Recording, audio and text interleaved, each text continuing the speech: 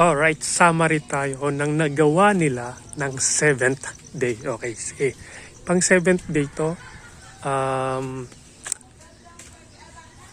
nagawa nila yung hulma o forma ng poste natin. Pinalitan namin to eh. Bumili ulit ako ng bagong plywood. So manipis yung 7th, 1/4 na plywood na marin, sobrang nipis niya. Sa sobrang nipis niya, no, lumulobo siya pag pinubuhusan.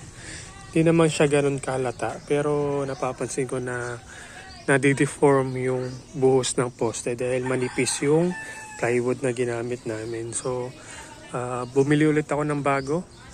This time, 1/2 naman. So, medyo hindi ko kaya talaga yung board na kulay itim. Nakalimutan ko kung anong tawag doon. Alam ko na yung dati. So, bumili ulit ako, hinintay pa nila.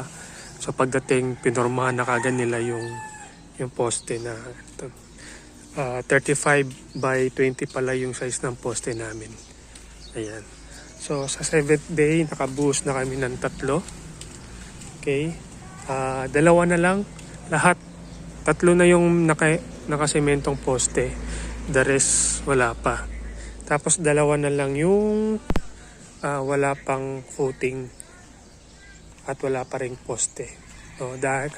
Dahil dito kasi may malaking puno eh. Sobrang tagal talaga nahukay nito. Kahapon lang talaga natanggal siya. So, ayan, nahukay na. So, sinimulan na nila hukay. So, dapat ngayong araw na to, pang 8th day, mabubuhusan na to ng footing. Dapat mabubuhusan na to ng footing pang 8th day. Ngayong araw na to, no? So, kahapon kasi pang 7th day, so ngayon lang ako nag-video. Ayan. Tapos ngayong araw din ngayon ay mabubuhusan yung 2 poste. So, pang 8th day. Right? So, ito yung update natin sa pang 7th day. Isasama din natin ito yung nagawa na rin yung footing ng 2 natitirang hukay, no? So, wala na tayong problema sa footing. 1 meter ang lapad niyan, 1 meter by 1 meter, tapos meron akong 10 inches or 12 inches na yung baliko dito. Yan. So aside from that, naka-ready na rin yung mga footing natin, mga stirrups natin for beam dun sa baba, no? Yung beam sa baba. So naka-ready na rin yan. So meron na rin ganyan. Of course, meron tayong yung natitirang poste nung 2 nasa gitna. So yan. So meron tayong malaking dito, no, bakal 16 mm nakapalibot sa 12. Wala na yung poste sa...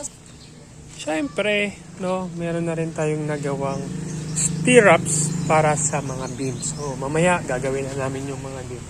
Okay? So ayan. Go, please subscribe para sa mga susunod natin. No?